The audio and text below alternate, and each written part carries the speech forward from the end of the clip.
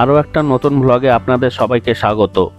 আপনারা আমার চ্যানেলের ব্রহ্মদত্ত ধামের ভিডিও দেখেছেন, যে ব্রহ্মদত্ত ধাম পশ্চিমবঙ্গের হুগলি জেলার বনমালীপুর গ্রামে অবস্থিত। সম্পূর্ণ ভারতবর্ষের মোট 4টি রাজ্যে দত্তাত্রেয়র 4টি ধাম রয়েছে। এই ধামের মধ্যে পশ্চিমবঙ্গে থাকা ব্রহ্মদত্ত ধাম গত বছর আমরা দর্শন করেছি। এবছর অর্থাৎ 2026-এ ঘটনাচক্রে হঠাৎ করে আমাদের দর্শন হয় এই শ্রীদত্ত ধামের। কিন্তু কিভাবে হঠাৎ করে দর্শন হলো তা জানতে অবশ্যই আমাদের সঙ্গে থাকুন। 2025-এর বর্ষ শেষে আমরা মধ্যপ্রদেশ ভ্রমণ করতে গিয়েছিলাম, তা আপনারা আমার চ্যানেলের ভিডিওতে দেখেছেন। মধ্যপ্রদেশ ট্যুর চলাকালীন আমরা 31শে ডিসেম্বর রাতে মধ্যপ্রদেশের খরগোন জেলার একটি উল্লেখযোগ্য দর্শনীয় স্থান মাহেশ্বরে এসে পৌঁছাই। আজ 1 জানুয়ারি 2026 বৃহস্পতিবার। মাহেশ্বরের অহল্যাবাই দুর্গ দেখার পর আমরা রওনা হই মান্ডু যাওয়ার জন্য। মাহেশ্বর থেকে হাই রোডে না গিয়ে আমাদের গাড়ি গ্রামের রাস্তা দিয়ে যেতে থাকে। মাহেশ্বর থেকে 6 কিলোমিটার আসার পর আমাদের গাড়ি একটি সুন্দর জলপ্রপাতের কাছে এসে দাঁড়ায়। আর এই জলপ্রপাতের কাছেই আমাদের চোখে পড়ে এই মন্দিরের তোরণ। আমরা প্রথমে সাধারণ মন্দির মনে করি, কিন্তু সামনে আসার পর আমরা জানলাম এটা তো দত্তাত্রেয়র মন্দির, যে মন্দিরের ছবি আমরা ব্রহ্মদত্ত ধামে দেখেছি।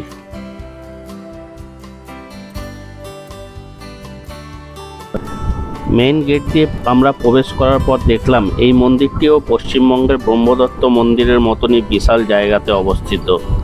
এই মন্দিরটি প্রায় 30 একর জায়গা নিয়ে বিস্তৃত। এখানে গাড়ি পার্কিং করার বিশাল পার্কিং প্লেস আছে, কিন্তু গাড়ির কোনো পার্কিং চার্জ লাগে না।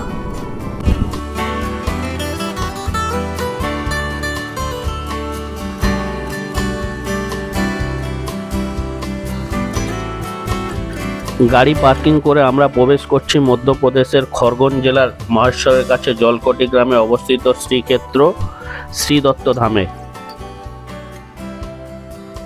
এই শ্রীদত্ত ধাম হলো মধ্যপ্রদেশ রাজ্যের একমাত্র ও দেশের 4টি ধামের মধ্যে থাকা একটি। নর্মদা নদীর তীরে 30 একর জমির উপর অবস্থিত এই মন্দিরে ভগবান দত্তাত্রেয়র 6টি হাত ও একটি মুখের বিশাল মূর্তি রয়েছে।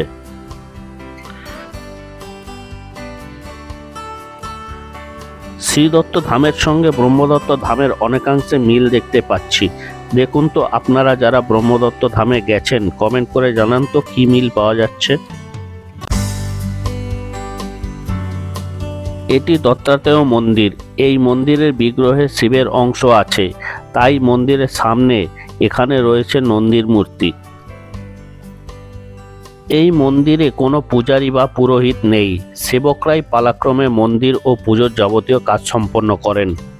তেমনই একজন সেবকের সঙ্গে আমাদের পরিচয় হয়। ওনার কাছ থেকে জানতে পারলাম প্রতি 4 বছর অন্তর এক ধাম থেকে অন্য ধামে সেবা করতে যেতে হয় এনাদের। ইনি হলেন महाराष्ट्र रायगढ़। আচ্ছা, নাম্বার বলিয়ে 9273539213। Thank you. মন্দির সংক্রান্ত সব রকম সাহায্য এবং এখানে থাকার জন্য এনার সঙ্গে যোগাযোগ করতে পারেন। আমরা এখন মন্দিরের ভিতরে প্রবেশ করলাম। এই মন্দিরটি হলো আমাদের দেখা দ্বিতীয় দত্তাত্রেয় ধাম। এই মন্দিরটিও ব্রহ্মদত্ত মন্দিরের মতনই সুন্দর, আর ভিতরটা দেখে প্রায় একই রকম মনে হচ্ছে।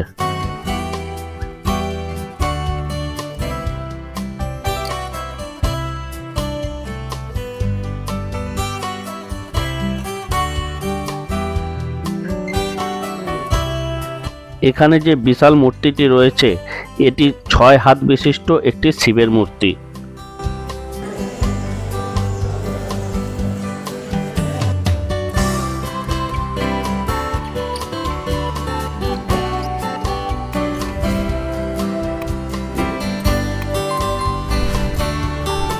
আমাদের ঠিক সামনেই রয়েছে দত্তাত্রেয় মূর্তি, আর তার নিচেই রয়েছে দেবাদিদেব মহাদেবের শিবলিঙ্গ।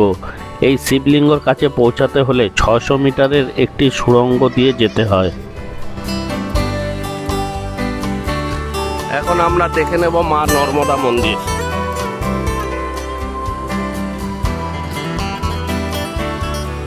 সমগ্র মধ্যপ্রদেশে মাতা নর্মদার একটি বিশিষ্ট স্থান রয়েছে, তাই এখানে অনেক মন্দিরেই অন্যান্য দেবদেবতাদের সঙ্গে মাতা নর্মদা দেবীরও মন্দির দেখা যায়।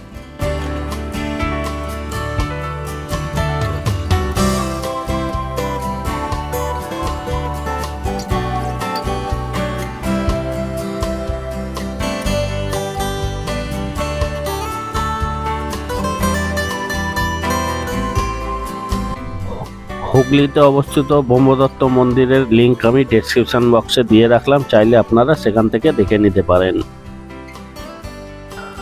ব্রহ্মদত্ত মন্দিরের মতনই এই শ্রীদত্ত মন্দিরেও প্রতি বৃহস্পতিবার বসে ভোগ খাওয়ার ব্যবস্থা আছে। এখানে মন্দিরের দর্শন করার পর সবাইকে প্রসাদ হিসাবে পাকা কলা দেওয়া হচ্ছে।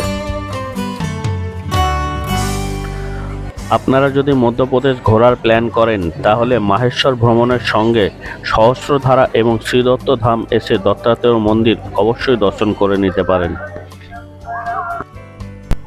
আমাদের ভিডিওটি কেমন লাগলো কমেন্ট করে অবশ্যই জানাবেন, আর যদি ভালো লাগে তবে একটি লাইক এবং সাবস্ক্রাইব করতে ভুলবেন না।